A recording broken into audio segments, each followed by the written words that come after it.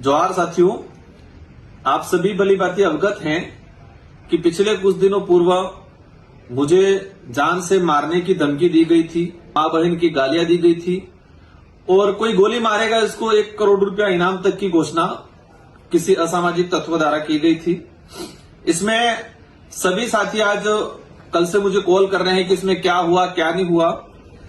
Police प्रशासन ने इस आईडी को ट्रेस किया और उस आईडी को ट्रेस करने के बाद उस व्यक्ति तक पहुंचे और वो व्यक्ति चंद्रवीर सिंह करके गढ़ी विधानसभा क्षेत्र के अंदर बाईकागढ़ा जो ग्राम पंचायत है वहां का निकला। और जो मैंने और प्रशासन का हमारा जो शुरुआती दृष्टिकोण था कि कोई मतलब जवान आदमी या कहे कि इस तरह का कोई लड़का इस तरह का कोई होगा, लेकिन इस घटना में जो गिरफ्तार हुआ है चंद्रवीर सिंह 65 साल की उम्र का व्यक्ति है। जो मेरी बात करें तो दादाजी की उम्र का व्यक्ति है और प्रशासन के अधिकारियों से मेरी बात हुई है कि जिस तरीके से उसने लिखा था, उसने आप सभी भली भांति जानते हैं कि अपने इलाके के अंदर कौन नेता कौन सी पार्टी किस तरीके पे हमारे पे झूठे आरोप लगाती है, उसी वे में उसने जैसे कि कहा कि क्रिश्चियन है, ये अमेरिका मतलब बाहरी तत्व है, मां बहन की गालियां दी और अंत में उनको मुझे मारने की और सुपारी देने तक की बात की। तो आप सभी भली बातें हैं कि इस तरह की बातें कौन सी पार्टी और कौन से नेता बोलते हैं। मैं इन चीजों पे इनका नाम नहीं लेना चाहूंगा। अगर यही बात इसी तरह का किसी भाजपा के नेता सत्ताधारी जो लोग हैं इनके लिए किसी ने कुछ बोला हो तो ये नंगा नाच करते पूरे उदयपुर संभाग में। आप सभी भली बातें जानते, पहले भी हुआ था, एक व्यक्ति के द्वारा कहा गया था कि वाड़ियां उठा देंगे। चुनावी माहौल में कहते वाड़ियां उठाना कोई धमकी नहीं होती है। मैंने खुद ने कहा था कि रगड़ा मतलब पॉलिटिकली वैचारिक रूप से रगड़ा निकाले, ऐसे कमेंट पे भी मुकदमा दर्ज करके गिरफ्तार किया था। तो ये जो मामला है एक अलग टाइप का मामला है, संदिग्ध मामला है। और मुझे जहां तक आभास मतलब मुझे जो असमंजस की स्थिति है कि 65 साल की उम्र का व्यक्ति फेसबुक पे इस तरह से लिखना और डिलीट करना और कहा जा रहा है कि मैं दारू के नशे में दूध था। मैंने क्या लिखा मुझे नहीं पता है और मैं उनको जानता भी नहीं हूं। मतलब मुझे जानता नहीं है तो मेरे बारे में आकलन कैसे किया इस तरह से ये। और जहां तक हमें जो अज्ञात सूत्रों से पता चला है कि ये व्यक्ति अकेला नहीं था, उस व्यक्ति के साथ 3-4 लोग और बैठे हुए थे, पार्टी कर रहे थे।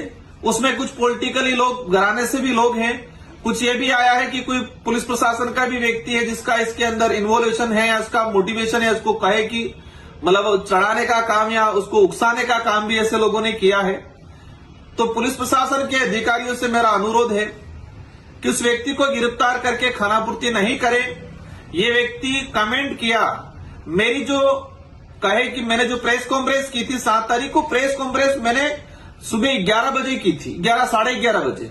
अगर प्रेस कॉन्फ्रेंस के दौरान ही इसने ट्वीट किया है तो आप सभी जानते हैं कि सुबह 11 बजे 65 साल की उम्र वाला व्यक्ति कैसे बिल्कुल शराब के नशे में धुन हो सकता है। हम समझते हैं कि कोई भी व्यक्ति शराब पीता है तो वो दोपहर के बाद जो स्थिति बनती है शाम को या रात को लिख सकता है, हम समझ सकते हैं। तो प्रशासन स्पष्ट करे कि इस व्यक्ति ने किस टाइम पे लिखा, किस जगह पे बैठ के लिखा और उस जगह की सीडीआर उस जगह का कहे कि सारी लोकेशन ट्रेस करे कि उस जगह पर कौन कौन अन्य लोग थे, उसके साथ कौन कौन बैठे थे और उस व्यक्ति का मोबाइल नंबर, कॉल लोकेशन निकाले, कॉल डिटेल सारी निकाले कि उस व्यक्ति का संपर्क किस किस लोगों से है और पिछले उस दिन और उस पिछले 2 दिनों में उस व्यक्ति ने किस किस नेता किस किस अधिकारियों से संपर्क किया था। किसी के भी गले नहीं उतर रही है कि 65 साल का व्यक्ति अकेला बैठ के इस तरह से लिखे, ये कहीं भी किसी के गले नहीं उतरती है।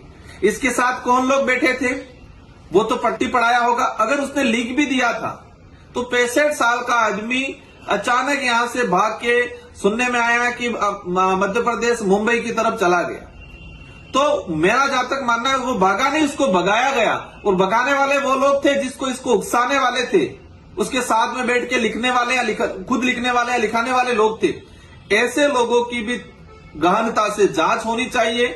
अगर इस व्यक्ति अकेले को खानापूर्ति करके आप इसको मैं तो कहता हूं दादाजी क्या उम्र है, मुझे भी मतलब कहे कि दया टाइप, लेकिन इस व्यक्ति के पीछे कौन चेहरे हैं, किसका हाथ था, ये जानने की जरूरत है। गहनता से जांच होनी चाहिए। मैं मीडिया के साथियों के माध्यम से शासन प्रशासन से अनुरोध करना चाहूंगा कि ये हरकतें फिर कोई कर सकता है, और हरकतें ही नहीं, कभी कोई हादसा भी कर सकता है। तो इसके पीछे कौन लोग थे, इनके सबकी सीडीआर, उस व्यक्ति की सीडीआर मंगाई जाए, उसका कॉल लोकेशन उस समय कहां था, और पुलिस पर अधिकारी किस टाइम पे लिखा, किस जगह पे बैठ के लिखा, और उसकी कॉल लोकेशन, कॉल डिटेल सार्वजनिक करे, और एज ए परिवादी के रूप में मुझे भी अवगत कराए। और बाकी क्षेत्र के सारे युवा साथियों से मेरा अनुरोध है, और अनुरोध से पहले मैं आपको धन्यवाद देना चाहता हूं कि मैंने आप सबसे अपील की थी कि हमें शांतिपूर्वक तरीके से, प्रशासन इसमें काम कर रहा था और अभी तक प्रशासन ने इसमें काम किया है। प्रशासन ने, मैं ही नहीं कह रहा हूं प्रशासन गलत है, लेकिन प्रशासन से मेरा अनुरोध है कि किसी के भी दबाव में आए बिना निष्पक्ष तरीके से इसकी जांच हो, इसके पीछे कौन लोग है उसकी पहचान हो, और उनको भी सजा हो, क्योंकि ये बचेंगे कल उठा के कोई और बात होगी, कभी कोई हादसा भी करा सकते हैं। इसलिए इनकी तह तक जाए। ऐसे यहां तक सुनने में आ रहा है बांसवाड़ा जिले के अंदर 2017 में कुछ दंगे हुए थे, हिंदू मुस्लिम के दंगे कराए थे। कुछ ऐसे पुलिसकर्मी थे जिन्होंने जानबूझकर माहौल क्रिएट किया था, वहां कुछ गलत चीजें, विस्फोटक चीजें रखवाई थी, कुछ आपस में समुदाय में भिड़ाया था, अपना वो कहते हैं गैलेंट्री प्रमोशन लेने के लिए, प्रमोशन के चक्कर में इस तरह से। तो ऐसे लोग भी इसमें सम्मिलित है, ऐसी जानकारी आई है।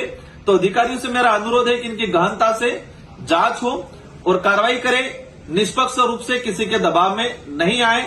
और सारे युवा साथियों से भी मेरा अनुरोध है कि सभी शांतिपूर्वक शांति बनाए रखें। हम प्रशासन से अनुरोध करके प्रशासन पे दबाव बना के इसकी गहनता से जांच करा रहे हैं। आप सभी को धन्यवाद, आभार, जोहार।